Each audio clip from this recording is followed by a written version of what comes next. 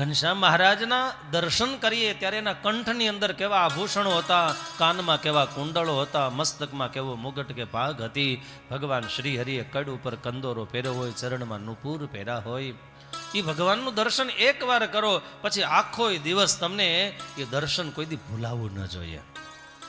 પણ આપણે ધક્કા મારવામાંથી નવરા નથી થતા સાંભળ્યા. અને એક નવી સિસ્ટમ જે હવે આવીને બહુ ખરાબ છે. દર્શન કરવા કરતાં મોબાઈલનો વધારે આગ્રહ રાખે.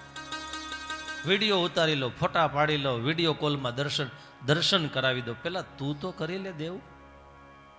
મોબાઈલનું બધું મોબાઈલમાં પડ્યું રહેશે. અને હવે તો નાનું એવો દરવાજો હોય, બધાને દર્શન થાય એમ ન હોય, અને 20 જણા આમ મોબાઈલ લઈને ઊભા હોય. તમે જોજો દરરોજો. એ વાત ખોટી છે. જ્યારે સ્વામિનારાયણ ભગવાને ગઢપુરની અંદર વાસુદેવ નારાયણની મૂર્તિ પધરાવીને ત્યારે દર્શનના નિયમો બતાવ્યા હતા. એ નિયમોની અંદર એક આ નિયમ આવે છે કે ભગવાનનું દર્શન કરીએ ત્યારે દર્શન કરતી વખતે મહારાજ કે આડાવડું ઊંચું નીચું જ્યાં ત્યાં જોવું.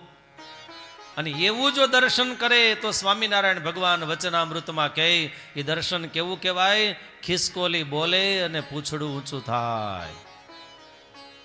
સમજાય છે? હવેથી આવું કરશો? હજી તૈયાર તો નથી જો. હે, દર્શન કરવા જાઓ, શાંતિથી દર્શન કરી લ્યો, મૂર્તિને હૃદયમાં ઉતારો. આ સાચું દર્શન છે.